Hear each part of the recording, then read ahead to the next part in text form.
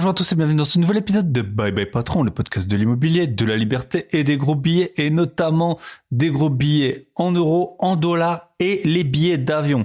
Et aujourd'hui, on va parler de nouveau, on va partir à l'autre bout du monde avec Lara. On était parti vers l'Est avec Baptiste, le joueur de poker. Là, on va partir vers l'Ouest à plus de 11 000 km de la métropole pour voir avec Lara comment elle vit sa vie d'expatriée et comment elle a réussi depuis 2018 à faire l'acquisition de 7 biens, dont 6 biens en France, en étant à 11 000 km. Donc voilà, ça donne des idées peut-être pour les personnes qui habitent dans des régions où l'immobilier il est cher, où il faut faire 2-3 heures de voiture.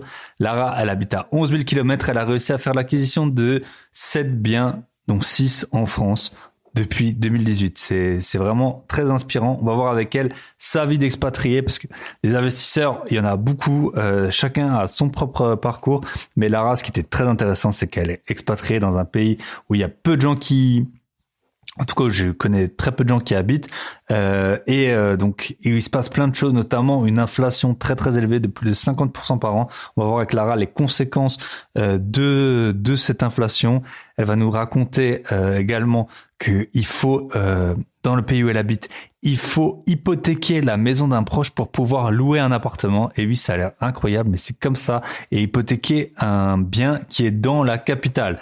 Elle va aussi nous raconter son expérience avec un achat en viager qu'elle a effectué, avec un viager qui a certaines conditions qui sont pas les plus courantes et qui est un système très très intelligent, je trouve, pour les personnes qui ont soit un taux d'endettement qui est trop élevé, soit les expatriés. On sait qu'on a parfois du mal à emprunter dans les banques françaises, donc très bon système qu'elle va nous présenter, qui est en fait un peu le meilleur des deux mondes, pas besoin de financement et beaucoup de certitude par rapport aux viagers dont on a l'habitude d'entendre parler, donc à savoir les viagers occupés, et où vous récupérez le bien seulement quand la personne décède. Avant de démarrer, pour le week-end en Alsace, donc pour rappel, du 13 au 15 mai à côté de Colmar, on fait un week-end immobilier et investisseur en Alsace avec Michel, mon associé. On organise ça, on a loué un super, ça s'appelle Gîte, mais c'est une maison vraiment, c'est un peu la plus belle maison d'ailleurs qu'on a pu trouver dans le coin, qui pouvait accueillir à cette personne. Donc l'idée, ça va être d'échanger entre investisseurs et futurs investisseurs toutes nos expériences pour pouvoir progresser ensemble. On va faire également intervenir plusieurs personnes de notre réseau. Il y a notre notaire qui va passer. Il y a un ami investisseur à nous qui a plus que 100 lots. On a également un chauffagiste. On sait à quel point c'est critique en ce moment avec les DPE. Un artisan chauffagiste qui va passer. Une personne qui est spécialisée en location courte durée, et notamment dans les plateformes Airbnb et Booking. Voilà, on a invité plein de monde. Sûrement qu'il y aura encore d'autres invités. Ça va être super bien, on va passer un très bon moment. Donc ce sera du vendredi 13 mai au dimanche 15 mai. On a quelques soucis avec notre banque. Je sais pas pourquoi les transactions ont eu des problèmes pour passer. Visiblement, c'est assez courant. C'est vrai que c'est le premier événement que j'organise comme ça. Donc on s'adapte encore un petit peu aux plateformes qui sont dédiées à ça. Donc on a eu des personnes qui ont eu du mal à réserver. Si vous avez du mal à réserver, n'hésitez pas à me contacter. On va trouver une solution ensemble. Il y a également des personnes qui nous ont écrit, malheureusement c'est passé en spam, donc c'est toujours un peu gênant. Donc il nous reste 3 places, seulement 3 places, pas une de plus. Et si vous voulez participer, donc il y a je vais mettre le lien directement dans la description du podcast. Vous pouvez, ce sera billet web / weekend club invest. C'est un peu compliqué avec les espaces, donc le mieux c'est vraiment que vous cliquez sur le lien dans la description. Sinon vous allez sur mon site byebyepatron.net et j'ai mis tout en haut, il y a juste à cliquer, vous arriverez sur le lien pour réserver vos tickets. S'il y a quoi que ce soit, vous m'écrivez sur Instagram byebyepatron, un email info@byebyepatron.net. Maintenant c'est bon, je suis de retour, j'ai accès à mes mails, j'ai accès à tous les réseaux, etc. Donc il reste 3 places. Si ça vous dit, on sera plus que ravis de vous accueillir du 13 au 15 mai en Alsace. C'est assez facile d'accès de la région parisienne. Vous pouvez y aller en TGV directement. En avion, il y a 2 aéroports, Bâle-Mulhouse et Strasbourg-Ensheim qui sont assez proches. Les vols sont pas très chers. Il y a des vols low cost, même depuis Bordeaux, depuis Nantes, depuis un peu toute la France. Donc voilà. Il reste 3 places. Si vous voulez venir, vous êtes plus que les bienvenus. On se retrouve de l'autre côté à présent avec Lara et son expérience d'expatriée investisseuse.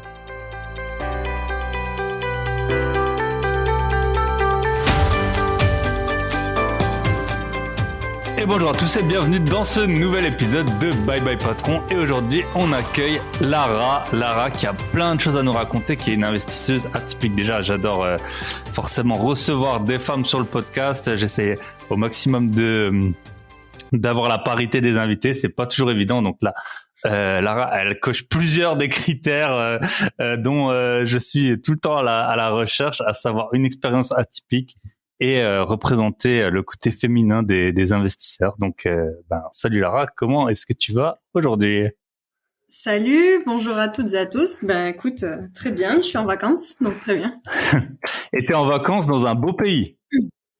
Ouais, en France. En France, voilà. Et donc c'est pour ça, ta spécificité, c'est que pour toi, la France, c'est les vacances. Pour moi, c'est souvent les week-ends et un tout petit peu les vacances. Et pour toi, c'est les grosses vacances.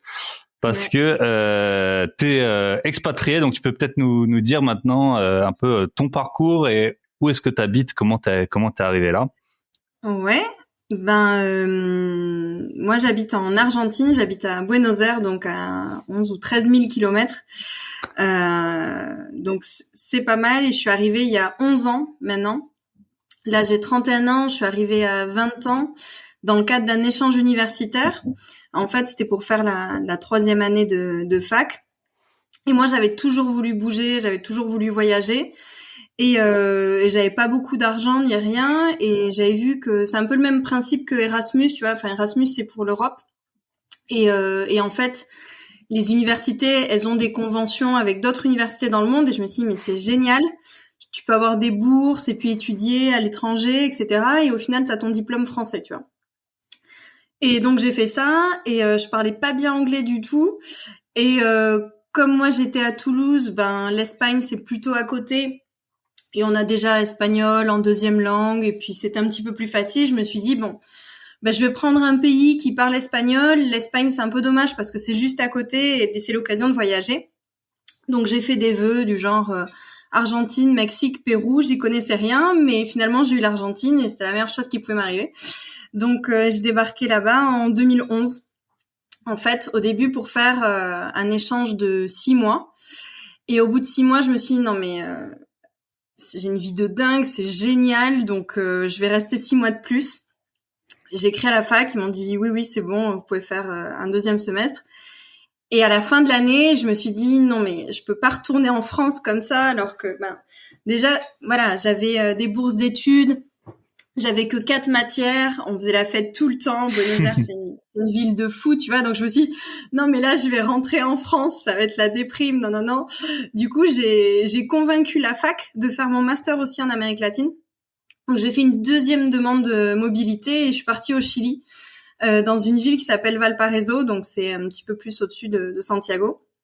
Une ville portuaire très jolie, assez atypique, avec des maisons de couleurs en tôle sur les collines, etc.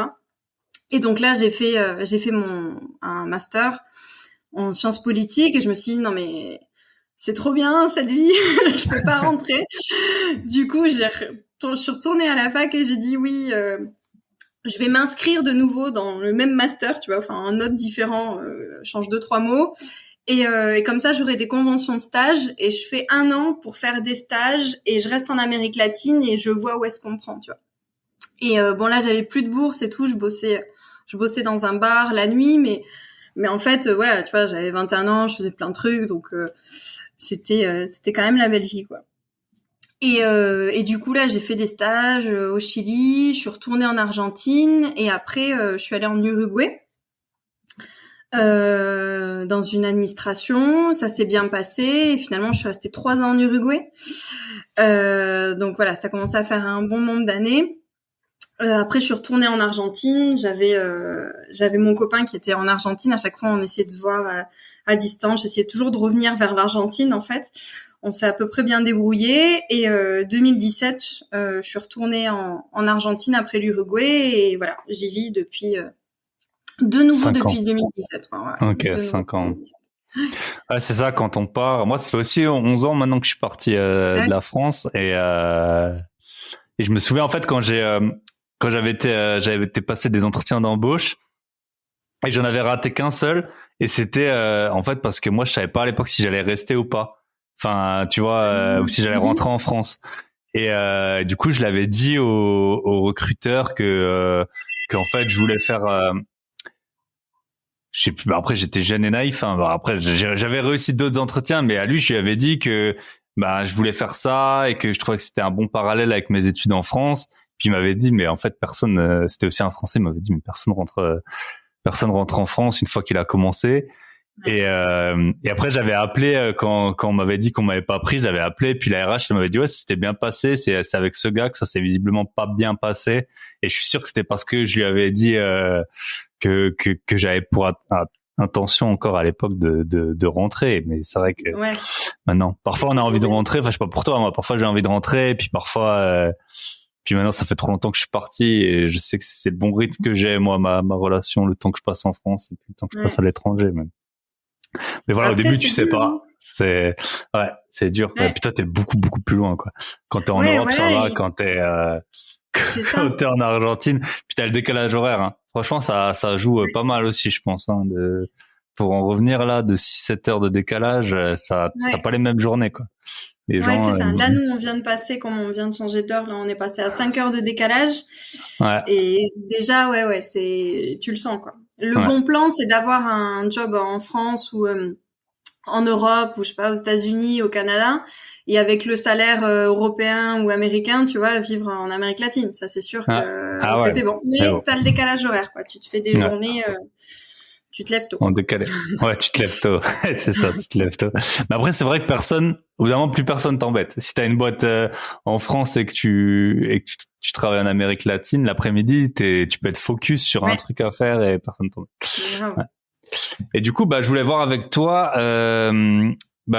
comment, justement, tu peux peut-être raconter ta vie de mélange de local et expat.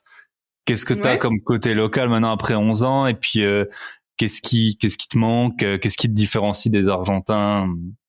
Voilà, comment c'est la vie d'expatrié, parce que c'est vrai qu'il y a beaucoup de gens qui ont pour projet, surtout quand tu reçois les taxes foncières et puis les impôts sur le revenu, de s'expatrier. Donc si tu peux montrer un peu les bons et les moins bons côtés de ta vie en Amérique latine et en Argentine plus particulièrement. Déjà, c'est pas la même vie que t'as quand tu débarques à 20 ans où t'es étudiante. Qu'après à 31 où ça fait 10 ans que t'es déjà sur place, quoi. C'est vrai qu'au début tu fais énormément de rencontres, mais c'est aussi beaucoup de personnes qui sont là temporairement, qui sont là pour 6 mois, qui sont là pour 1 an. Et donc là, je me suis fait des amis du monde entier, quoi, qui étaient un peu dans la même situation, qui débarquent. Et maintenant, tous ces gens qui sont là pour 6 mois, 1 an, je les côtoie beaucoup moins, quoi. Je vais pas vers eux, en tout cas, parce que sinon, t'as un pot de départ tous les 6 mois et après, t'es la seule, tu vois, à rester. Tu les vois plus, c'est ça. Au milieu de la salle, donc toi, tu restes, quoi. Tous les gens, après, ils partent, tu te fais des amitiés et puis ils partent. Donc, en fait, c'est vrai que maintenant, c'est plus une vie locale, quoi. Bon, après, j'ai un job là-bas, donc je travaille toute la journée. Enfin, c'est vraiment... après, c'est devenu comme un quotidien en France, mais là-bas... Après, il y a plein de choses qui changent, tu vois. Bon, déjà, nous, à Toulouse, on a le quart d'heure toulousain. C'est-à-dire qu'on arrive toujours 15 minutes en retard, mais c'est acceptable. Là-bas, tu vois, t'arrives 1 ou 2 heures après, tu t'excuses même pas, quoi. Ah ouais, ok, ouais. C'est... Quart d'heure toulousain, ça je connaissais pas, mais elle est 1 ou 2 heures. Il y a pas ça en Alsace. Ah non, chez nous c'est à l'heure.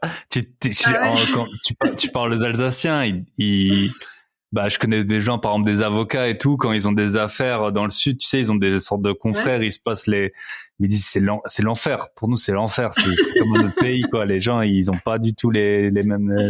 Ah, chez nous, t'es tout le temps. Enfin, ça se fait pas d'être en retard. Hein, et les gens, ils sont normalement pas en retard, quoi. Alors que c'est vrai que dans le sud. Nous un peu. Ouais. Et mon beau-frère, il est réunionnais, et c'est vrai qu'eux, ils ont déjà pas la même notion de. Si tu veux que quelqu'un soit là à 17h, faut l'inviter plutôt vers 15h, quoi. C'est Ouais, de bah ce voilà, que là, j'ai c'est un peu ça. de ce que Ils j'ai disent, bon, compris. Ouais. t'invites à 20h, ils arrivent à 21h30, et toi, à 20h, t'es encore sous la douche, tu vois, parce que tu sais qu'ils vont pas arriver, tes invités, quoi. Mais après, les gens, ils sont, je sais pas si plus cool, mais ils sont peut-être assez détendus. En tout cas, et après tout le monde se tutoie, etc. Mais par exemple, je sais pas, t'es perdu un peu dans la rue, tu vas voir je sais pas, un vieux, une vieille, et tu lui dis ouais, c'est où la rue, tu sais, machin. Tu le tutoies, le truc qu'en France tu ferais jamais de ta vie, quoi. Et mais ouais, c'est assez cool. Et après, ce qui m'avait un petit peu marqué quand je suis arrivée, je cherchais un logement, donc je visitais des chambres et tout. Et l'agent immobilier, quand il arrive, il te fait la bise, tu vois. Ouais, ok. Donc c'est plus détendu, quoi. Tu vois, tu fais genre un câlin ou tu fais la bise, tu sais, des gens que tu connais pas, quoi. Donc c'est assez rigolo. Ouais. Ouais. Ok. Et après, ouais, vie. Là, du coup, c'est plus vu que j'ai un boulot, je suis plus étudiante et tout ça, c'est retourné dans le quotidien. Après, Buenos Aires, c'est une grosse ville, c'est une capitale, une des plus grosses capitales latino-américaines. Et tu vois, on n'a pas beaucoup d'images en fait de l'Amérique latine. On a pas mal du Mexique, tu vois, les chapeaux, la tequila, mais mis à part ça, on connaît pas grand chose. Ou on connaît un peu les Indiens, les Mayas, les Incas, et en fait, l'Argentine c'est assez différent. Ce qui m'avait marqué quand je suis arrivée, là c'est un peu changé, mais ce qui m'avait marqué quand je suis arrivée il y a 11 ans, dans la capitale de Buenos Aires, je me suis dit, mais les gens, ils sont tous blancs, tu vois, genre tous européens. Et tu vois, à Toulouse, c'est assez mélangé, quoi. Et du coup, ça m'avait un petit peu choqué que les gens soient blancs, alors qu'on n'imagine pas en Amérique latine, on pense que tout le monde est un peu indien et tout ça. En tout cas, à Buenos Aires, c'est ce qui m'avait marqué parce que ce sont des fils, petits-fils, arrière-petits-fils d'immigrés, principalement italiens, espagnols, français, français basque, on va dire. Et puis il y a aussi immigration polonaise, Allemagne, mais ça c'est une autre histoire. Ouais, ça va. Et donc voilà, il y avait et du coup ils sont à Buenos Aires, c'est très européen. Okay. Déjà. La capitale et tout ça, l'architecture, c'est des petits bouts de Paris, des petits bouts de Madrid, des petits bouts de Rome, tu vois. Et donc c'est une grosse ville. Ça bouge tout le temps, tu vois. Tu vas un mardi à 3h du matin dans une petite ruelle complètement paumée, tu auras du monde, quoi. Okay. Voilà, ça bouge énormément. Il y a 13 millions d'habitants, donc il y a des bars, mais partout. Il y a toujours du monde dans les parcs, Franchement, c'est à faire, quoi. Donc pour vivre, c'est cool. Après, c'est tellement grand que pour aller au boulot, tu mets 1 heure, quoi. Tu prends le train, le truc, mais franchement, ouais, c'est une bonne vie en Argentine. Et surtout si t'as un peu de dollars ou des euros. En ce moment, ça s'est un peu cassé la gueule, le pesos. Donc, t'as un change qui est super favorable. Donc, tu peux avoir une vie, tu vois, un moment. Enfin, clairement, j'aurais pas la même vie en France, quoi. T'as un niveau de vie qui est quand même autre, quoi. Je sais pas, tu peux manger dans un truc 5 étoiles, Palace et compagnie pour 20 à 30 balles par tête, quoi. Donc, c'est le truc que tu ferais jamais en France ou en Europe. Et donc voilà. Donc du coup, j'ai quand même une belle vie parce que bon, moi j'ai la chance de gagner en dollars et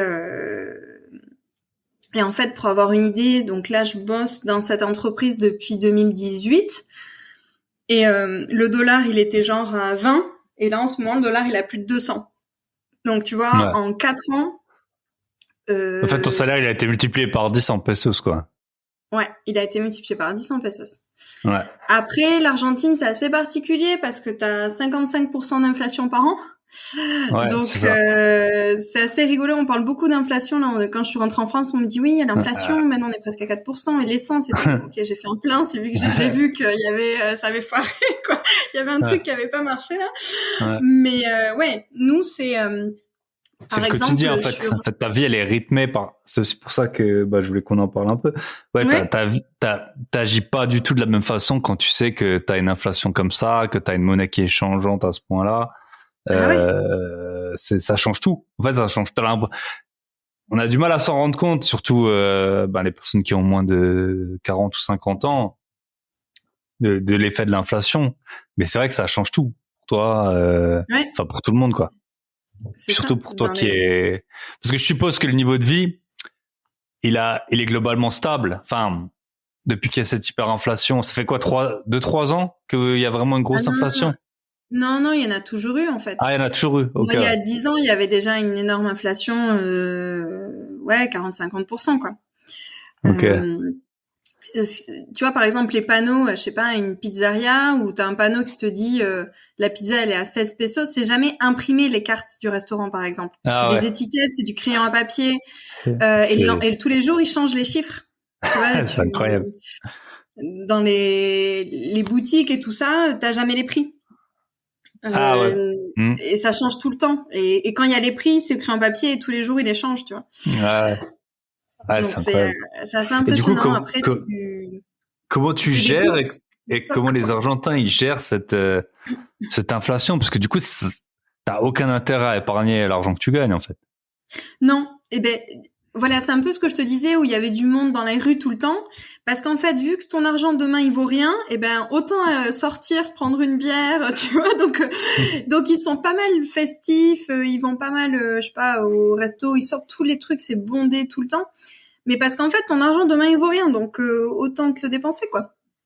Ah, incroyable. Donc c'est un peu un autre mode de vie aussi. Ouais, Plus cigale que fourmi, quoi, tu vois, où vraiment ouais. les gens ils vivent. Ils pensent. Après, c'est pas tout le monde, hein, bien sûr. Ouais. Mais t'en as qui pensent, tu vois, comme c'est la mode un peu retraite anticipée, liberté financière et tout, t'as des gens qui pensent à ça, du Non, coup? Pas du non, tout, forcément, parce que en fait, non, pas du tout. euh, Quand je raconte un petit peu ce que je fais, tout ça, déjà en Argentine, t'as pas de crédit. ok. Vu que l'économie est très instable, t'as 55% d'inflation, tu sais pas, peut-être que l'année d'après, t'en auras 60, l'année d'après, enfin, Hmm. je sais pas, c'est vraiment tellement instable. Ta monnaie, elle perd 100% en 2 mois, enfin, c'est vraiment un truc tellement instable que les gens, tu vois, ils sont, enfin, ils sont quand même très entrepreneurs, je trouve, les Argentins. Ils entreprennent beaucoup, tu vois, ils ouvrent beaucoup de commerces, de trucs, ils se lancent beaucoup. Parce qu'en Hmm. fait, il faut que tu te débrouilles. T'as 50% d'inflation, t'as un truc qui part en cacahuète tous les 2 ans, faut que tu trouves ta petite sortie, quoi. Et je trouve qu'ils se débrouillent pas mal. La crypto, c'est vachement à la mode en Argentine, tu En fait, vois. c'est plus stable, c'est plus stable que Et les c'est plus euros, stable. Tu vois, tout le monde pas que flippe les quand le pesos. Bitcoin, le Bitcoin, il perd de l'aile et tout le monde dit, ouais, c'est passé à 30 000 Euh, dollars. Les Argentins, ils ouais, disent, mais attends, c'est bon, quoi. c'est C'est bon. rien du tout, ça. Donc, t'as une communauté de crypto. Ok. Ouais, il y a, il y Il y a a beaucoup. Vitali, du coup, de Ethereum, là, qui est passé il y Hmm. a 2-3 mois, et ils avaient mis les places en vente pour qu'il fasse une interview surprise, quoi. Le mec, il était en vacances et il a dit, oui, ça m'intéresse de connaître la communauté. Ils ont ouvert les places. Je crois qu'en 8 minutes, ils avaient rempli les 600 places du stade, tu vois. Ouais. Et il y a vraiment beaucoup d'intérêt, par contre, pour la crypto en Argentine. Et beaucoup d'entrepreneuriat. Mais voilà, après, il n'y a pas de crédit immobilier, tout ça, ça n'existe pas. Donc, Ouais. il n'y a pas tellement C'est- d'effet de levier. ouais, bien sûr. Et alors, deux questions. La première, c'est donc t'as dans les pays comme ça où la monnaie souvent elle est instable, il y a des transactions qui se font en dollars. Ouais. Qu'est-ce qui est en pesos, qu'est-ce qui est en dollars en gros. Est-ce que Ouais. les prix sont toujours, par exemple ta pizza elle va toujours coûter je sais pas 4 dollars et du coup en fait ils font le change ou comment ça se passe en fait pour Ouais. Alors, tous les prix sont en pesos. Mhm. Et après, si toi, tu convertis ce que valait une pizza il y a 10 ans et ce qu'elle vaut aujourd'hui en dollars, ça sera à peu près le même dollar. D'accord. Si tu le convertis. Mais en fait, ils suivent l'inflation. Tu dis, il y a 50% d'inflation, je sais pas, ta bouteille d'huile, elle vaudra 50% de plus, quoi. Ok. Alors que elle n'a pas été affectée par une augmentation des matières premières ou un truc comme ça. Enfin, mais ils se disent, ah, c'est bon, il y a 50% d'inflation, donc moi aussi, mon truc qui a rien à voir, tu vois, ma petite écharpe en crochet, elle aussi, elle prend 50%, tu vois. Donc, tout le monde se prend 50%. Après, en dollars, tout le marché immobilier, c'est impossible d'acheter une propriété en pesos. Il te faut des dollars. Sauf que, c'est super galère. Déjà, tu dois acheter tes dollars au marché noir. Parce que légalement, en ce moment, tu peux en acheter que $200 par mois. Et déjà, pour mettre $200 de côté par mois avec un salaire en pesos, c'est vraiment galère vu que ça change tout le temps. Donc, ouais. Après, faut le changer en début de mois, pas à la fin du mois, quoi. Ouais, déjà, t'as déjà pas le même prix, quoi. Déjà, c'est pas le même prix. Dès le premier, tu dois acheter, quoi. Ouais.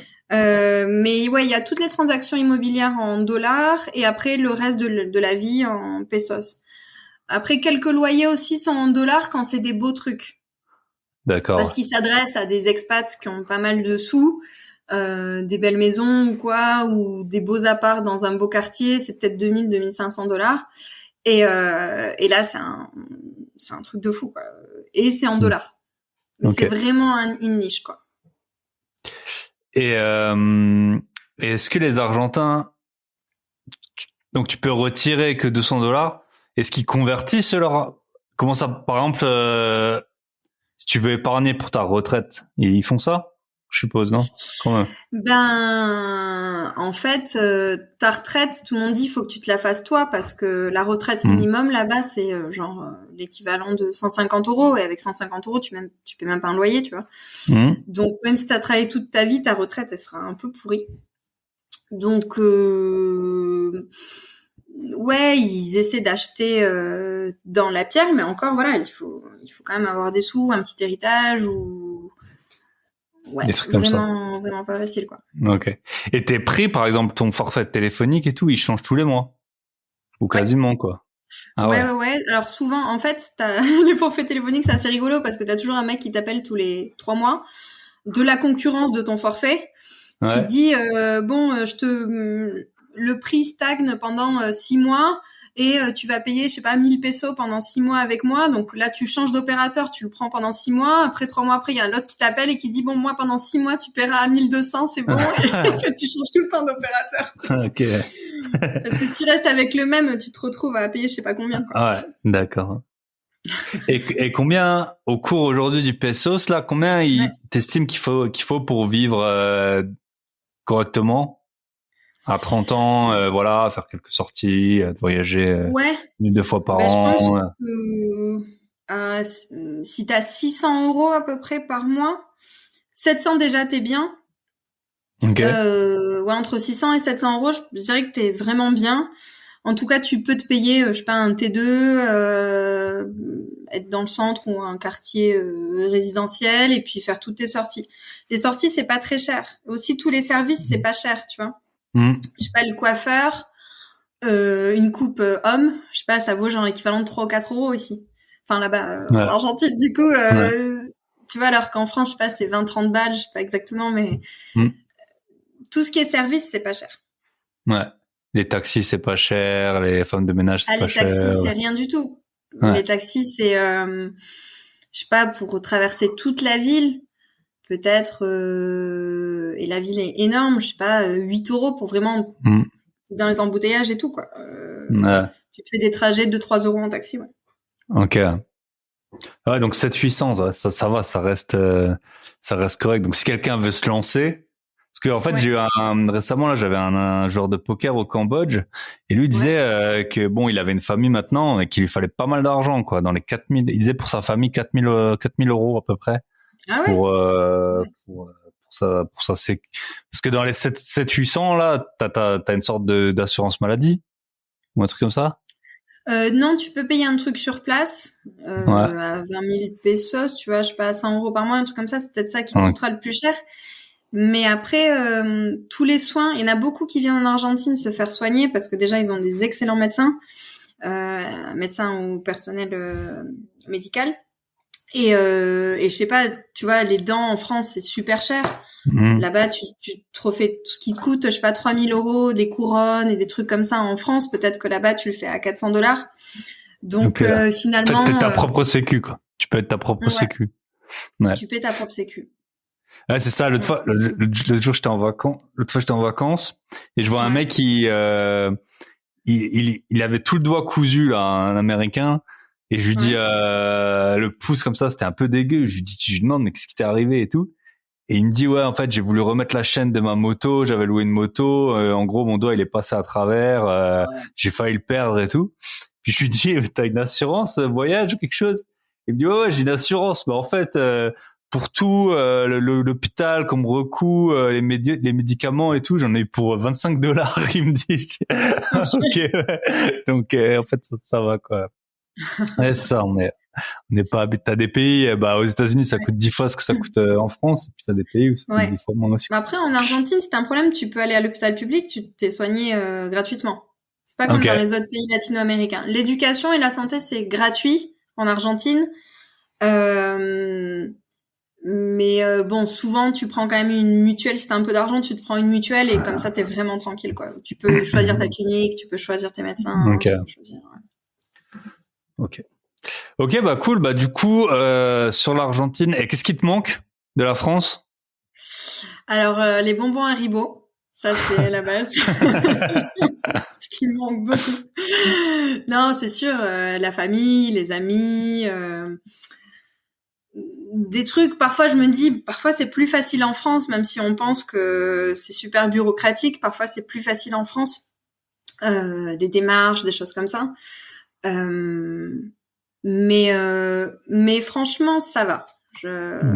T'as pas encore le mal du pays, pas trop. J'ai pas trop le blues. Et puis j'arrive à rentrer là, comme en ce moment en vacances, au moins une fois par an, 3 semaines. Et voilà, là, je fais un concentré de famille, amis. Concentré de fraises tagada et de. Ouais. C'est ça. Toute la langue de chat qui pique, les trucs comme ça, c'est trop bon. Et le dernier point que je voulais voir avec toi sur l'Argentine, c'était le marché immobilier. Est-ce que tu peux nous le décrire un peu, je sais pas, la tension, l'évolution des prix, c'est simple de se loger, des choses comme ça? Ouais. Alors c'est un peu particulier parce que déjà pour te loger, tu dois hypothéquer une maison. C'est-à-dire toi tu veux, je sais pas, louer ton truc tu veux louer, je sais pas, ton T2 à 300 € l'équivalent. Le propriétaire te demande que une personne de ta famille ou une personne de confiance hypothèque son bien, je sais pas, à 80 000 ou 100 000 $, au cas où si tu paies pas le loyer. Donc déjà, il faut trouver quelqu'un qui veut bien hypothéquer sa maison, tu vois. Des trucs plus simples en France, voilà. Ouais. Nous, on demande deux mois de garantie. Voilà, mais t'imagines, tu dois quand même hypothéquer ta maison. Donc moi, tu vois, la famille de mon copain, elle a dû hypothéquer son entreprise pour qu'on paie un loyer à 250 $. Donc c'est assez particulier. Et encore au début, ils voulaient même pas le prendre parce que l'entreprise, elle était à 200 mètres de la capitale. Tu vois, elle était en banlieue et elle était pas dans la capitale. Ils disaient non, on veut un bien dans la capitale qui soit hypothéqué. Tu passes chez le notaire et tout. Enfin, pour un loyer, quoi. Donc c'est un peu particulier. Et il y a une solution alternative. Si tu connais personne qui a une maison, comment tu te loges? Tu cherches jusqu'à quelqu'un accepte sans cette condition, quoi. Ok. Donc tu te retrouves un peu dans des trucs pourris, mais. Si tu veux un truc bien, c'est ça. L'allocation. Hypothéquer tu dois hypothéquer la maison d'un proche pour louer ton petit truc, quoi. Et en ce moment, c'est super difficile de louer. Il y a rien à la location. Parce qu'en fait, en ce moment, tout est en vente. Tu vas dans n'importe quelle rue, tu lèves la tête, t'as des panneaux à vendre partout. Tout le monde veut se barrer. Et rien ne se vend parce qu'en fait, tu dois payer cash. Tu dois payer cash et en liquide. Et en fait, genre t'arrives avec ta mallette de billets là ou ta valise, tu vois, comme dans les films. En plus, c'est en dollars, donc le plus gros billet c'est 100 $. Donc t'imagines, t'achètes un truc à 80 000 $, je te fais faire le calcul, ça te fait quand même beaucoup de billets. Donc t'arrives en mode mafieux là avec ta mallette de billets en cash et même le notaire tu le paies en cash et le mec il certifie que tu fais un truc illégal quoi de payer en cash quoi mais il certifie ton truc illégal quoi. Donc c'est voilà, vrai qu'on n'est plus habitué au cash, hein, mais il y a encore pas mal de pays. J'étais au Japon. Au Japon, tu dois payer plein de trucs en cash. J'ai un pote là qui achète un appart en Bulgarie. Il m'a dit il a dû payer un quart. Il a négocié pour payer que un quart en cash. Ouais. Mais des trucs comme ça, quoi. T'as pas mal de pays où c'est encore là, quoi. C'est clair que... Ouais. C'est en cash. Et tu connais un mec qui s'appelle Mr Beast sur YouTube? Ça te parle? Non. C'est un des plus... Non. Bah, c'est un gros YouTuber. Il a genre 80 millions d'abonnés. Et il distribue de l'argent. Mr Beast, il s'appelle. Tu peux regarder, c'est assez drôle. il offre en fait tout l'argent qu'il a de YouTube, il le donne quasiment. Et il donne des paquets de dollars, mais des trucs à un moment, il a 2 caméramans, il leur donne 2 sacs de sport avec 50 000 $. Il leur dit, ouais, celui qui a le dernier qui lâche, en gros, je lui donne les 50 000 $.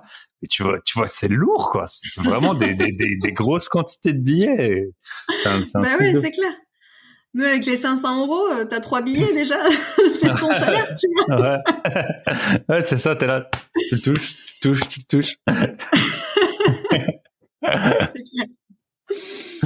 Ok. Mais du coup, donc il y a plein de trucs à vendre. Donc le marché, pas de location, beaucoup de ventes. Beaucoup de ventes et tous les gens ils veulent pas mettre en location parce qu'en fait les achats c'est en dollars. Tu vois, un bien immobilier tu l'achètes toujours en dollars et tes loyers sont en pesos. Et maintenant le peso il vaut rien. Donc ils disent c'est même pas la peine que je me prenne la tête avec un locataire parce que ça va me rapporter 100 balles sur mon bien qui vaut 150 000 €, enfin 150 000 $, ça sert à rien, tu vois. Et en plus, il faut le mec qui va pas payer, il va tout me casser, je le mets même pas en location et j'essaie de le vendre.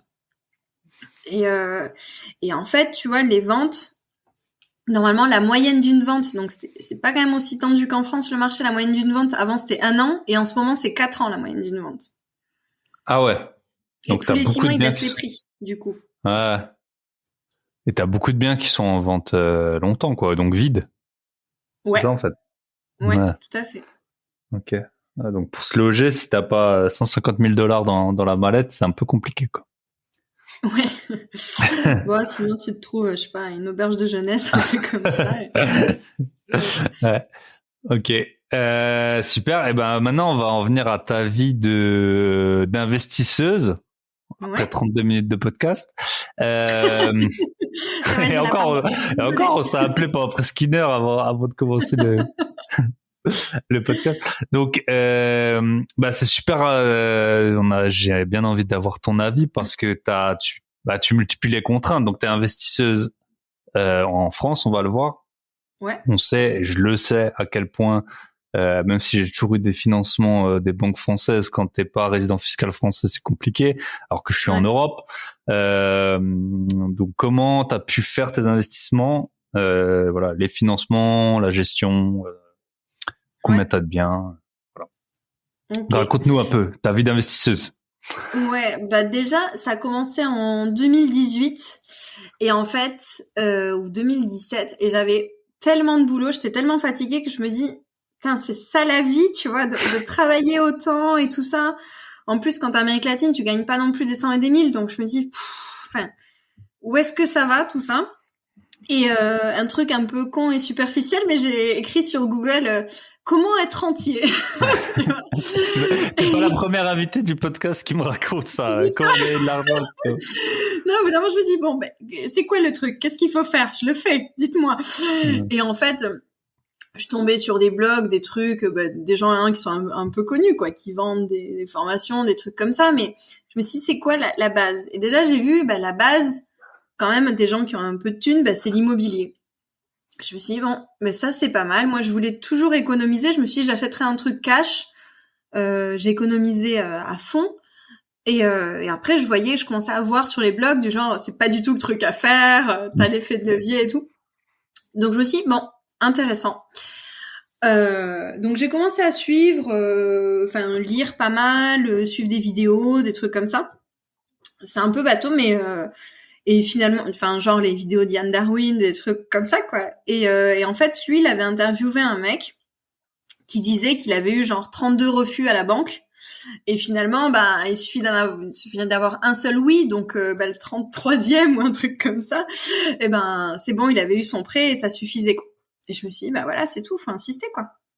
Donc, et ce mec, j'ai commencé à le suivre et j'ai vu qu'il avait monté une société d'investissement clé en main. Et je commençais un petit peu à le suivre et je me suis dit, ben ça a l'air carré son histoire. Et la boîte, elle venait d'être créée. Mais comme je le suivais déjà un peu avant, ce mec, je me suis dit, bon, pourquoi pas. Et du coup, je l'ai contacté et il m'a mis en relation avec un chasseur IMO, tu vois, sur Toulouse. Et je lui ai dit, bah voilà, je vais acheter un bien. Je suis en Argentine, tout ça, donc moi, je peux pas visiter. Faut que tu me trouves un truc et il faut que je puisse acheter à distance. Et puis voilà, tu seras à mes yeux, mes mains, tout quoi. Mon portefeuille. Donc j'ai donné vraiment 100% confiance, alors que je connaissais pas trop, quoi. Mais c'était un truc d'investissement clé en main, donc je me dis, bah, déjà, il va voir ce que c'est un truc rentable. Bon, voilà. Et en fait, ça s'est super bien passé. Et donc, j'ai commencé à acheter le premier, comme ça. Et en fait, pour le financement, je suis allée voir un courtier. J'étais de passage sur Toulouse et je suis allée voir un courtier là dans le centre de Toulouse qui avait déjà été en contact avec des gens de ma famille qui avaient eu le crédit, des trucs comme ça. Donc je me suis dit, bon, je vais le voir à lui. Et je lui ai dit, écoute, j'ai un CDI, je gagne en dollars, c'est pas ouf pour la France, mais j'ai toujours mis de côté et genre j'avais 20 ou 30 000 euros de côté. Donc voilà. Et j'ai jamais été à découvert, tu vois, j'ai des comptes nickel. Après, voilà, je gagne pas énormément, mais j'ai des comptes propres, quoi. Et j'avais un espèce de vieux PEL, tu vois, genre à HSBC. HSBC, il m'avait dit, non, c'est mort, il faut que tu mettes au moins 40% d'apport. Enfin, voilà, ils m'ont dégagé, quoi. Donc, le courtier, il m'a dit, je sais, je vais appeler une banque et je vais lui expliquer ton cas. Et du coup, il appelle, il dit oui, c'est une petite jeune. Voilà, je sais plus, je l'avais peut-être 30 000. Il dit, il a 30 000 sur un PEL. On te passe le PEL chez toi si tu la prends pour son crédit. Elle met tous ses comptes chez toi et tout ça. Et en fait, c'était le directeur d'agence directement qui l'avait appelé. Et il a dit, bon, ben ok, je la reçois. Moi, je partais le lendemain ou un truc comme ça. La banque allait fermer, donc je suis allée dans le bureau genre du directeur d'agence et il m'a dit c'est bon, on ouvre un compte, après on fait la demande de crédit, machin. Et en fait, il m'a fait confiance et voilà, il avait vu mon copain qui était argentin, il aimait bien le football, tu vois, il a dit ouais, c'est bien l'Argentine et tout. Je pense qu'il avait aucune idée de que le pays était en 4 morceaux au niveau économique, tu vois. Il a dit ouais, c'est pas mal. Bon, elle est sympa, elle a pas l'air de faire trop d'histoire, quoi, tu vois. Donc, en fait, ils m'ont accordé le crédit. Ok. Ouais. Grâce au courtier, en fait, qui m'a mis en relation directement avec ce directeur d'agence. Comme quoi, c'est possible. Et tu peux nous dire un peu les chiffres? Combien t'as payé? Combien ça se loue? Combien t'as mis d'apport? Oui. Combien coûte le prestataire, clé en main? En général, je trouve que c'est assez raisonnable. Enfin, par rapport à un agent immobilier. Enfin, vas-y, je t'écoute. Alors j'ai signé fin 2018 et l'acte de vente, l'acte authentique début 2019, donc c'est déjà pas les mêmes prix que maintenant, tu vois. Et c'était l'appart à 73 500 à Toulouse. Pas dans le centre-ville, mais un quartier résidentiel, dans une résidence sécurisée avec piscine, espace vert, un truc assez mignon, quoi. Les frais d'agence, c'était 5800, un truc comme ça, que j'ai inclus dans le crédit. Le courtier, c'était genre 800 ou 1000 balles, à peu près. Après, il y a eu un peu de travaux, mais c'était peinture, cuisine et ameublement. Et en fait, j'ai tout fait rentrer dans le crédit. J'ai mis 1500 euros d'apport. Ok. Ce que tu appelles les frais d'agence, c'était les frais du clé en main, du prestataire. Oui. Ouais. Oui. Okay. Oui. Ouais, donc je trouve que c'est pas très cher par rapport au service qu'ils fournissent, c'est vrai. Ouais, c'était 5800, je crois. Et après, voilà, le courtier. Et franchement, franchement bien parce Et que c'est quoi comme appartement? Studio, T1, C'est un T2? T2. Non, T2. T2, T2. genre 40 mètres carrés. Ok. Et combien ça se loue? Et là, je le loue 680. Charge comprise. Ouais. Donc, J'ai avec le 50 € de pisciniste. charge. Le pisciniste du Sud. Ouais. Ouais, mais du coup, Ouais. pas mal. Et je me suis dit, Ouais. bon, mais c'est génial, tu vois, tout sauté. Ah. Ouais, bah ouais, parce que là, tu vois, t'as petit 600 €, puis tu dois rembourser même pas 400 € quoi, je suppose. Ouais, 400, je suis ouais, à 400. 450, je crois, un truc comme Ouais, ça, parce que avec du les coup, j'avais travaux et mis tout. les petits travaux, Hmm. j'avais tout placé dedans, j'ai mis 1500 € d'apport, tu vois, c'est un peu Ouais. 110%, quoi. Ouais. Donc, je me suis dit, bon, mais le jour où j'ai signé, tout allait bien, j'ai rappelé le chasseur, j'ai dit, tu peux pas m'en trouver un autre? Hmm. Il dit, tu viens de signer. Ouais, mais je vois que ça va bien marcher, cette histoire. Et donc, il m'a retrouvé un autre à 500 mètres dans la résidence d'à côté, 70 000 €, et donc à peu près les mêmes prestations, le même loyer, même tout, quoi. Trop bien. Donc, Trop ouais, bien. ça c'était super cool. Et la banque aussi m'a suivi. Je suis repassée quand même par le courtier. J'ai pas fait D'accord. direct agence, parce que je voyais qu'il se connaissait bien, qu'il allait bien gérer le truc, et puis finalement... Tu vois, même si c'est 1 000 € dans le crédit sur 20 ans, tu le sens même pas, quoi. Ouais, bien sûr. Bien sûr. Et l'important, c'est d'avoir le crédit, quoi. Donc, Les frais de, c'est exactement ça. Pour faire ma petite pub, j'ai sorti un petit livre il y a moins d'une semaine, là, débuter dans l'investissement locatif, et j'en parle de qu'est-ce qu'il faut négocier ou non à la banque. Et c'est vrai que ce qu'on veut, c'est l'argent. Moi, mes emprunts, je paye quasiment tout le temps au moins 700 € dans ma banque de frais bancaires. Mais bon, moi, je veux l'argent, hein. S'ils me disaient 1000, eh ben, je paierais 1000, hein, franchement. Quand t'as le projet qui moi, tourne. pareil, j'ai jamais négocié ça. Ouais. Voilà. Il y a des choses qui se négocient, il y en a d'autres qui se négocient pas. Mais ce qu'on veut, c'est l'argent. Donne-moi l'argent. Voilà. C'est ça. On veut l'argent et c'est tout. Lisez quand même l'offre de prêt, mais bon, ce qu'on veut, c'est l'argent. C'est clair. Non, mais c'est clair. Par exemple, l'assurance P&O, c'est pas forcément la moins chère dans la banque. Ouais. Mais j'ai pris l'assurance partout chez eux. Tu vois, s'ils veulent que je prenne une assurance du téléphone, je le prendrai, tu vois, ils doivent faire aussi leur petit contrat, les bien chiffres, sûr. puis c'est gagnant-gagnant, quoi. Ouais. Surtout quand t'as trouvé un banquier ou un courtier de confiance qui te donne de l'argent. Ok. Ouais. Et donc ça, c'était ouais, t'es allé assez vite, hein, vu la distance. Ça, c'était en 2018, 2019. Début 2019, c'était le premier, et à la même date, février 2020, j'avais le deuxième. Ok. Ça a un petit peu traîné parce que, en fait, pour avoir une assurance de prêt, vu que j'étais expat, la banque le faisait plus. Et je crois que c'est un courtier d'assurance d'Alsace, justement, qui nous a trouvé, voilà. qui a résolu le truc, quoi. Voilà. Lui, il avait pas le quart d'heure toulousain, lui. Tu l'as appelé. Il a vite fait trouver, là. Mais je crois, mes banques en Alsace, il y en a beaucoup qui ont le quart d'heure, c'est même pas le quart d'heure toulousain, c'est le mois toulousain, quoi. Ok. Donc, le plus dur, c'était l'assurance, finalement. Ah ouais. Bizarre. Ouais, c'est la première fois que j'entends ça. Ouais. Et ouais, ils veulent pas assurer, tu vois. L'Amérique latine, il y a des armes, de la cocaïne et tout ça, hein. C'est pour ça, hein. Les gens. Ouais, mais ça, c'est plus au nord, en Argentine. Je sais. Quand même. Ouais. Et ok, maintenant t'en es où? Parce que bon, si t'avais que deux biens, tu passerais pas sur le podcast, hein. Faut pas rêver non plus, hein. Il y a un ticket d'entrée. Après, j'ai profité du confinement et je commençais sur mon canapé à regarder les offres, le Bon Coin et tout. Et là, je vois un bien, un T3, genre dans une ville de 10 000 habitants, une demi-heure de Toulouse. Et vraiment charmante, c'est nous on a de la petite briquette rouge, enfin rose rouge, et c'était super beau. Mais c'était genre un T3, 56 mètres carrés, 75 000 € publié. Et là j'ai harcelé mes parents en disant est-ce que vous pouvez aller le voir, tu vois. Donc en plein Covid, confinement, il y avait des jours où on pouvait, il y a des jours où on pouvait pas, je sais pas. Et ils sont allés, ils m'ont envoyé une vidéo, j'ai dit ok, je prends. Et donc je me suis dit c'est bon, il y a une personne qui l'a vu, ça suffit, moi j'ai pas besoin de le voir. En fait, tous mes biens, je les ai pas vus avant de les acheter. Souvent je les ai vus après, tu vois.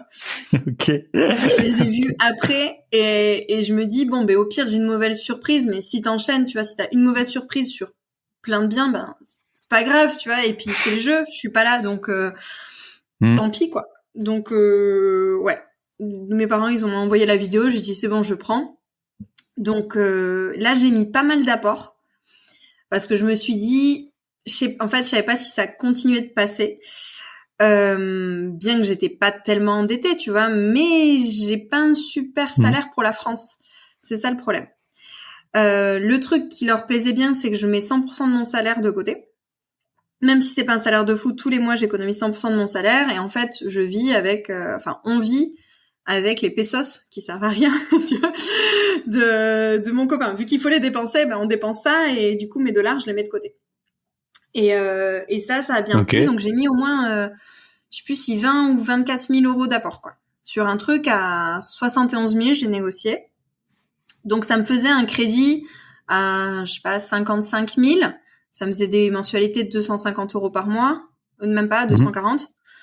Et là, j'ai mis le loyer à 640. J'ai fait un meublé, mais très joli, etc. Je l'ai monté un peu en gamme, j'ai refait la cuisine. Et donc là, je l'ai loué depuis. C'est le seul bien que je gère en direct à 13 000 km. J'envoie de temps en temps des petits mails aux locataires. Et puis, voilà. Mais lui, il a pas d'histoire, donc ça se gère tout seul. Et t'as trouvé facilement un locataire dans une ville de 10 000 habitants? Comment? T'as trouvé facilement un locataire dans une ville de 10 000 habitants? Ouais, franchement, ouais. J'ai mis l'annonce j'avais dit toutes les visites sont le samedi parce que du coup, comme moi j'étais pas là, il y a quelqu'un qui est allé à ma place et je voulais pas la faire aller 1000 fois, donc je dis les journées, les visites, c'est 7 journées et c'est tout. Et j'ai eu 5 visites et 2 dossiers et j'en ai pris un. Donc franchement, c'était propre quoi. Super. Voilà. Comme quoi il y a de la demande dans les villes c'est pas la peine d'aller que dans les grosses villes. Enfin, il y a des locataires, il y en a un peu partout. Hein. Franchement, 10 000 habitants. En plus, j'ai vu que la ville, il y a quelques années, elle en avait 5 000, maintenant elle en avait 10 000. Il y a un espèce de pôle industriel à l'entrée. Il y avait McDo, il y avait Action. Et je me suis dit, si eux, ils ont fait l'étude de marché, c'est bon, c'est que ça marche, quoi. Ils ont payé pour nous, quoi. Ouais. Donc, ouais, là, et donc là, c'est bien. Ça me faisait peut-être 300 charges bénévoles. Donc, il y avait rien. Il y avait une ampoule, tu vois, genre 10 euros par an, quoi. Et donc là, je me suis dit, ça me fait au moins 300 euros de cash flow, on va dire, par mois, vu que les 2 premiers biens s'autofinançaient avec, je sais pas, 50 euros de cash flow, parce que il y a quand même pas mal de charges quand t'as des jolis copros sécurisés et tout ça, ouais. Plus les taxes foncières. Je vais faire un truc. Et après, je me suis dit, bon, bah, c'est génial. Je vais faire un 4e, toujours dans le sud. Et là, je me suis tournée vers Béziers, en fait. Et j'ai redemandé à l'investissement clé en main. Voilà, au moins la personne elle pouvait visiter, m'envoyer des vidéos, j'embêtais personne et ils se prenaient une commission et puis me trouvaient un truc rentable. Donc ils m'ont trouvé un studio 30 mètres carrés à Béziers, à côté de la gare, et en tout ça m'a fait, avec les frais de notaire, les frais de cette agence clé en main et tout, ça m'a fait genre 40 000 euros. Ouais, c'est pas cher. Ouais, vraiment pas cher et je le loue plus de 400, je loue 450 avec les charges. Ok. Donc c'est joli. J'ai mis aussi un peu d'apport parce qu'en fait, je me suis dit ça sert à rien que l'argent il dorme, au moins on le plaçait à 10%. Comme j'arrive à mettre de côté, en fait, je me suis dit c'est bon cet apport, je m'en renfloue en 6 mois quoi. Donc autant mettre un peu d'apport et j'ai genre 138 euros je crois de crédit pour 450 de loyer. Donc là c'était joli et comme ça la banque, comme j'ai pas un super salaire à la base pour la France, comme ça la banque aussi elle voit qu'en fait j'ai augmenté mes revenus, même si je suis endettée, j'ai quand même plus de revenus qu'il y a 2 ans ou 3 ans via les loyers quoi. Et donc je me suis dit je sais pas si ça passait encore trop pour la banque et je me suis dit bon ben j'achète je voulais un viager mais libre. C'est-à-dire que en fait, tu touches le loyer, il n'y a pas une personne qui doit mourir et puis après t'as le bien quoi. C'est juste tu paies au vendeur, ou la vendeuse, tu paies tous les mois et en fait c'est comme si tu faisais crédit. Donc t'as plus besoin de la banque Et si tu as un locataire dedans, tu peux y vivre ou avoir un locataire. Et si tu as un locataire, bah, tu récupères les loyers. Donc en fait, je me suis dit, c'est une petite alternative à la banque parce que voilà, t'as pas besoin de demander de crédit, t'as ton loyer et t'as ta rente que tu dois donner à ton vendeur, à ton crédit rentier, du coup, ça s'appelle. Et c'est un Jusqu'à son pré-vendeur, décès. ça, je me suis dit, c'est pas mal, ouais. Et ça, pour ceux qui n'ont pas des situations top, soit qui sont à l'étranger, tout ça, ben c'est pas mal parce que t'as quand même ton financement et tu dépends plus d'une banque. Et c'est un financement privé, quoi. D'accord. Et c'est facile, ça va être assez rare à trouver, non? Ouais. J'avoue que j'ai bien cherché. Il y a un site de viager qui s'appelle René Coste. C'est là où il y a la plupart des annonces. Et dis-toi que par exemple les loyers, les viagers occupés, donc c'est là quand il y a la personne qui vit dedans, le vendeur qui vit dedans et qui doit mourir pour que tu récupères le bien, en gros. Ben ça représente 90 ou 95% du marché. Ouais, c'est ça. Les viagers libres, il y a pas grand-chose, quoi. C'est 5 à 10%. Et moi j'ai choisi un truc à terme, c'est-à-dire que l'échéance elle est connue à la base. Moi je paie pendant 12 ans à la personne, qu'elle meure ou pas. Par exemple, si elle meurt, je continue à payer à ses héritiers, le vendeur. D'accord. Et voilà, c'est 12 ans. Quoi qu'il se passe, je paie pendant 12 ans. Donc ça enlève aussi un peu les aléas du viager. Et en fait, j'ai eu pas mal d'histoires sur ça. Et donc là, ça fait presque 1 an que ça traîne. Normalement, là, je signe le mois prochain. Le crédit vendeur, lui, il a plus le temps, lui. C'est un vieux. Ouais, non, mais ça va. Et puis, elle, de toute façon, c'est 12 ans qu'elle aura de rente. Et du coup, je me suis dit, bon, ben, j'en fais un autre au milieu parce que ça traîne tellement. Tant qu'il y a un peu de sous sur le compte, je me suis dit, comme ça, il voit qu'il y a des sous. Et donc, je voulais absolument faire passer une vente avant de payer le bouquet du viager. Comme ça, il voyait que j'avais un peu de sous. Et là, j'ai acheté un T2 à Narbonne, en fait, donc dans le sud aussi. Un T2 60 000 euros. J'ai mis volontairement 10 000 euros d'apport pour justement montrer que j'augmente mes revenus et que j'ai un tout petit crédit de rien du tout, tu vois, c'est genre 250 euros par mois ou 260. Et là, j'aurai un loyer, normalement, j'ai fini cette semaine la mise en meublé. Et j'aurai un loyer de 460, quelque chose comme ça. Super. Voilà, en fait, c'est pas, là, alors c'est pas du tout la même zone que moi, mais souvent, en fait, les rentas, tu les trouves parce que, en fait, je sais pas si t'as suivi, mais avec Michel, mon associé, on a 8 membres, là, on appelle ça le Club Invest, et on les aide à investir. Et c'est vrai que moi, je dis toujours, en fait, les rentas, c'est sur les biens pas chers. Il y a pas de, et où que tu sois en France, c'est comme ça, parce qu'en fait, les loyers, ils sont plus ou moins fixes. Et au-dessus de, même j'avais fait une interview avec un agent immobilier parisien, au-dessus de 140, 150, t'arrives plus à trouver de la renta, même à Paris et en province, souvent déjà à 100, 110, 120, c'est vraiment les limites, quoi. Et en fait, les chiffres que tu donnes, ça le prouve tout à fait. Faut acheter des biens pas chers. Faut acheter des biens pas chers dans des endroits qui craignent pas. Enfin, en tout cas, moi, c'est ça c'est ça le critère. Et la demande, c'est le troisième point, quoi. Faut qu'il y ait de la demande, mais le principal, c'est que ça craint pas, parce que pas que t'aies la flemme d'y aller, ou que les gens qui habitent, ce soit pas les meilleurs profits. Okay. C'est ça, voilà. Ça soit pas un loyer payé par la CAF, quoi. Ouais, c'est ça. On évite, en général.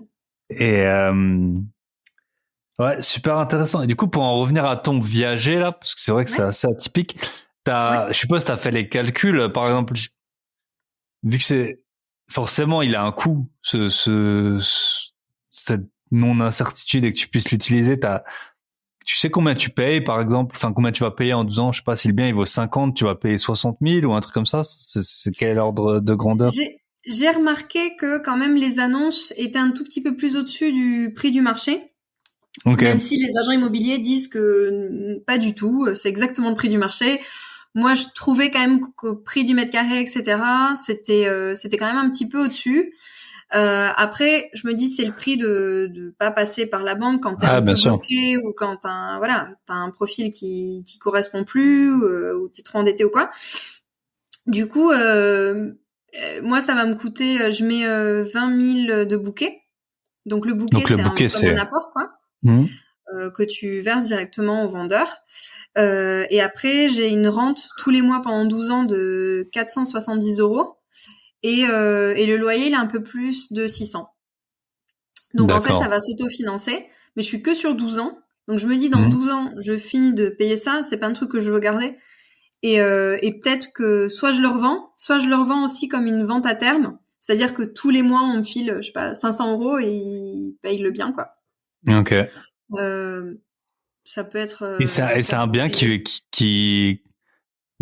était évalué à combien par l'argent et combien tu l'évaluerais ou... Ouais, il était en tout, ça fait 90 000 parce que t'as les frais d'agence qui sont presque à 8 000, etc. Moi, je pense que il est peut-être 5 ou 10 000 € dessus. Ok. Mais en même temps, c'est une ville où il y a pas énormément de biens à vendre. Il y a quand même une demande locative forte, donc t'as quand même une bonne renta. Pas ouf, mais tu peux quand même aussi. Ça fait longtemps que le locataire est dans les lieux. Il est déjà là, ok. Ouais, il est déjà là depuis genre 8 ans. Il a genre 70 ans, donc en fait, il va rester là jusqu'à qu'ils peuvent plus, quoi. D'accord. Et donc, je me dis, si ce monsieur, que je lui souhaite une très longue vie, reste dans les lieux, voilà, la rente va se payer toute seule avec son loyer. Et au bout de 12 ans, je revends et ça me fera, 80 000 €, quoi. C'est ça. C'est plutôt pour le business que pour la renta où j'ai d'autres biens à 10% ou un peu plus. Là, c'était vraiment l'occasion de pas faire un prêt à la banque et d'avoir quand même de capitaliser, quoi. Non, mais super, super. Parce qu'en fait, pourquoi on cherche des biens rentables? Bon, déjà parce que ça rapporte plus d'argent, mais c'est aussi pour pouvoir enchaîner et pour que la banque elle soit contente. C'est vrai qu'à la limite, ce truc tu pourrais presque le faire à l'infini, quoi. Enfin, je veux dire, tu poses 20 000 et dans 12 ans ça vaut 80 000. En gros, c'est ça. Voilà, le calcul. Exactement. Exactement. Donc, ma réflexion, je me dis, j'achète avec 20 000, j'achète 80, tu vois, ou 90. Dans 12 ans. Ça se vendra dans 10 ans, quoi. Ouais. Même si ça se vend 60, voilà. Pareil. T'auras fait x3, quoi. Ouais. Et en plus, le locataire, il s'autogère. Je pense qu'il est là depuis longtemps. Voilà, il connaît les biens, il connaît le truc. Et c'est quoi, par exemple, les taxes foncières, c'est pour toi, c'est pour le vendeur, le crédit vendeur? C'est pour toi. Ça sera pour moi, quoi. Ok. Lui, là, le crédit. En fait, c'est comme une vente classique. D'accord. C'est comme une vente classique, ouais. Okay. C'est-à-dire que le locataire paie ses charges de copro, toi t'en paies toujours aussi une partie, et la taxe foncière, c'est aussi pour celui qui l'achète. Ok, super. Très, très, très intéressant. Là, c'est un et la suite? 90 mètres carrés, là, celui-là. Ok. Voilà, et la suite, du coup, donc là, ça sera donc le 6e. Et le 7e, je vais l'acheter à Buenos Aires parce que vu que le marché il y a beaucoup de biens en vente, ce qu'on disait un peu tout à l'heure, il y a beaucoup de biens en vente et il y a pas d'acheteurs parce qu'il faut arriver avec ta mallette de cash comme dans les films. Et du coup, j'ai trouvé un petit truc dans le centre, 30 mètres carrés pour 39 900 $, enfin moins de 40 000 $, donc ça va faire 36 000 €, 36 000 €, quelque chose comme ça. Ça a un peu changé là les taux, mais en gros c'est ça. Et là, soit je le passe en courte durée, Airbnb. Tu peux louer, je sais pas, 30 € la nuit parce qu'en ce moment, avec le Covid, il y avait plus de touristes et tout ça. Là, ça repart. Et puis sinon, je pensais à un étudiant international, tu vois, ou quelqu'un qui fait un stage pendant 6 mois. Vu que en fait, ils peuvent pas louer parce qu'il faut hypothéquer un bien. Voilà. Du coup, ils galèrent à trouver un petit appart, quelque chose. Il y a très peu de meublé en Argentine, il n'y a pas de meublé. Donc, je vais le meubler, je vais faire un peu de travaux, je vais le meubler. Et du coup, je vais essayer d'avoir une petite rente comme ça en dollars ou en euros. Un étudiant international, au moins que ça s'autofinance. Et c'est tellement pas cher en ce moment que je sais que je le revendrai plus cher dans quelques années, quoi. C'est vraiment l'occasion du marché en ce moment. C'est vraiment intéressant d'acheter en Argentine, quoi. Si t'as un peu de cash. Ouais. Et une belle valise qui ferme bien. Ouais, une valise qui ferme bien. Ah bah super, c'est trop bien la diversification. Puis ouais, $39,000, voilà. C'est de l'argent, mais c'est pas non plus là. Ça peut faire x2, x3, même si ça perd un peu. Bah, c'est comme un peu en Floride en 2008 ou dans plein d'autres pays. C'est sûr qu'il y a eu ça, en espérant que ça remonte après. Après, c'est toujours pareil quand ça remonte. Tu vois, même en ce moment, en France, les prix, moi, je suis encore en train d'acheter des biens. Les prix, ils ont augmenté. Donc, les biens que t'es content, mais quand tu cherches, t'es toujours un peu mi-figue, mi-raisin, quoi. T'es là. Ouais, d'un côté, ça fait chier que ça monte. De l'autre, ouais, bon, c'est sûr que ça... Ok, super. Bah, écoute, on va arriver aux questions de la fin. Alors, j'ai une nouvelle question. C'est quel est le meilleur compliment qu'on t'ait fait? Alors, je sais pas si c'est un compliment, mais en fait, en Argentine, les mecs, ils sont assez dragueurs. Enfin, tout le monde t'accoste dans la rue pour te parler, même, tu vois, t'es en pyjama et t'es pas coiffé, les mecs qui viennent te parler, tu dis non mais c'est bon, mets un critère, quoi, tu vois. Genre, c'est comme les 32 banques, c'est la même technique. Ouais, c'est genre, au bout d'un moment, il y en a une qui va dire ok, tu vois.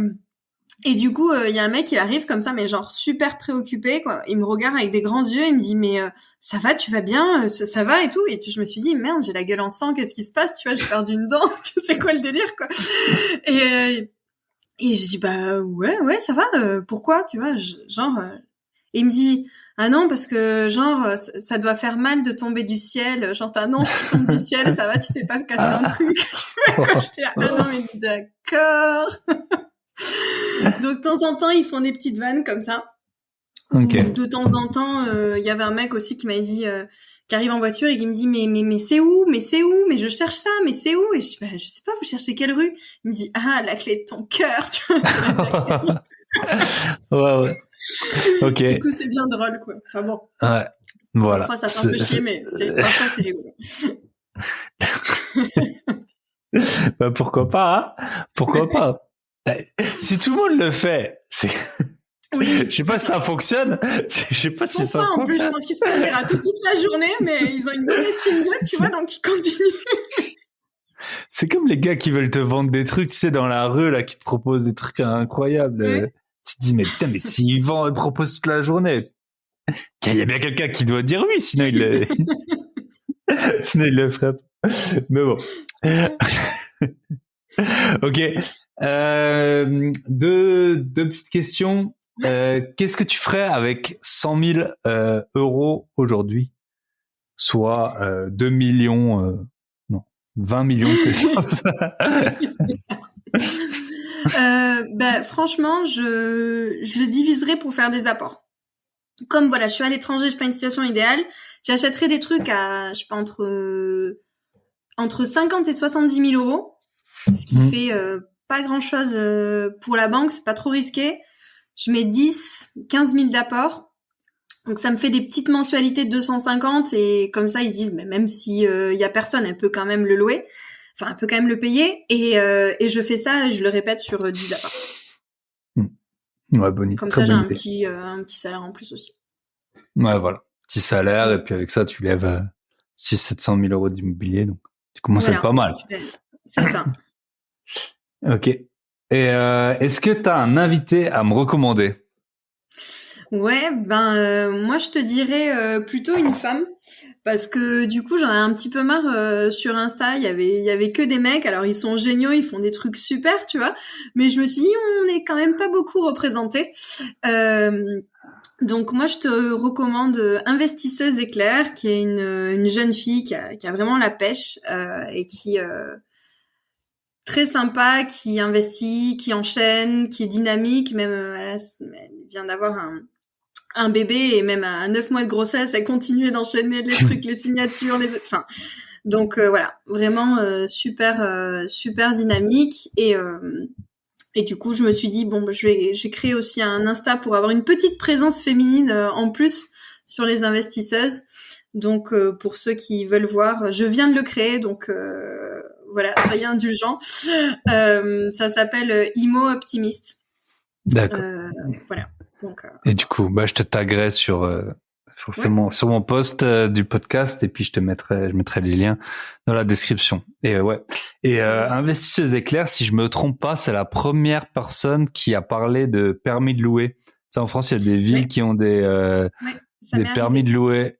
Ouais, et ça a l'air bien galère, hein. Franchement, ça a l'air bien galère. Ouais. Hein. Je viens d'en faire un. Là, j'ai encore envoyé un mail à l'inspecteur ce matin. À Narbonne, en fait. D'un côté, c'est bien parce que tu avais des personnes qui étaient vraiment marchands de sommeil et avec des immeubles insalubres, tu vois, qui s'écroulent, quoi, et qui louent ça 900 balles pour des trucs, mais horribles. Donc, je me dis, d'un côté, c'est bien qu'ils commencent à mettre le nez dans ces trucs pourris. Mais d'un autre, moi, l'appart, il a été refait à neuf, les sols, les murs, la cuisine, la salle de bain, tout a été refait, tu vois. Et là, tu te dis, ils vont te chercher la petite prise ou. Et donc j'ai eu le permis de louer, mais avec des réserves, alors que le truc il est nickel, tu vois. Et je suis allée changer des trucs. Par exemple, l'ampoule, elle doit pas être à nu, mais quand j'ai fait la visite, je l'avais pas encore meublée, donc j'avais pas encore l'applique. Donc je me suis pris une réserve sur ça, sur une prise, je me suis pris une réserve. La barrière, tu vois, du balcon, enfin c'est pas un balcon parce que c'est un garde-corps en fait. Sur la fenêtre, ils trouvaient qu'il y avait 10 cm de moins que la norme, mais c'est un immeuble qui a été fait il y a 50 ans et toutes les barrières elles sont comme ça. C'est un truc bâtiment de France. Donc je peux pas mettre n'importe quelle barrière. Tu vois. Il voulait que je mette une VMC, mais il me dit t'as qu'à faire un carottage de mur, va le faire ça sur un bâtiment de France. Va parler aux architectes du bâtiment de France pour faire un petit carottage. Tu vois. Ah non. Donc voilà. Ouais, ça a l'air. Galère, et c'est pour 2-3 ans, non? Un truc comme ça. Ouais, c'est 2 ans. Si tu changes de locataire, tu dois le refaire. Sinon, c'est 2 ans. Ouais. Je suis pas super impatient que ça arrive dans les villes où j'ai des apparts, ça, parce que je sens que ça. Ouais. C'est souvent les centres-villes ou les centres, les casques historiques où il y a des trucs un peu vieux, tu vois. Non, mais tu comprends l'idée. Après, mais ce qu'il y a, c'est que c'est toujours pareil. T'as des gens. Moi, j'ai un appart dans un petit immeuble. T'as un mec qui parle pas français. Il paye pas les charges. Il a 2 apparts. C'est pas comment il les a eus. Il loue sans beau, tu vois. Toi, c'est sûr. Tu vois, t'as quand même 2 poids, 2 mesures, quoi. T'as des gens. Toi, tu fais les trucs bien. Et lui, pour avoir 100 balles pour changer une porte, c'est la misère. Il loue 100 balles et voilà. Enfin. Tu vois bien le truc. Et ça, quand t'achètes, tu sais pas. Donc, qu'il y a un copropriétaire, enfin, le permis de louer, ouais. Et puis moi, t'essayes de te renseigner, mais tu peux pas savoir ça tant que t'es pas propriétaire. Qu'il y a un copropriétaire. Même ça dépend des quartiers. C'est pas forcément toute la ville de Narbonne qui est soumise au permis de louer. C'est quelques zones, en fait. Mais super. Quand j'ai eu les réserves, j'avais un peu les boules, quoi. Mon appart était nickel et je me suis repris des réserves, quoi. Mais bon, comme ça. Écoute, je contacterai, je sais plus comment, c'est son prénom. Camille, voilà. Camille de Investisseuse Éclair. Écoute, Lara, ça m'a fait super plaisir. On a pris un peu de soleil, là, avec l'Argentine. Et puis, c'est toujours très intéressant de voir, je trouve, comment le monde il se passe ailleurs. C'est vrai qu'il y a 2 semaines, j'avais du Cambodge, tu vois, là. On a fait les 2 côtés du globe, là, maintenant, par rapport à. Et en tout cas, je te souhaite tout le meilleur. Donc, si les gens ils veulent te contacter, tu peux répéter juste ton Insta? Ouais, imo.optimiste. Imo.optimiste. Donc, voilà, je répondrai au message. Je viens de mettre la mise en meublé du dernier appart, là, donc, avec des petits conseils. Super. Si ça vous intéresse. Voilà. Ok. Écoute, je te souhaite tout le meilleur pour la suite. Et puis, si je passe, merci beaucoup. Si je passe en Argentine, on essaiera de se voir. Et puis, peut-être, j'irai résider dans la LCD. Je ramènerai quelques dollars dans ma poche. Ok, ça marche. Allez, à très bientôt. Ciao. À bientôt. Ciao, ciao.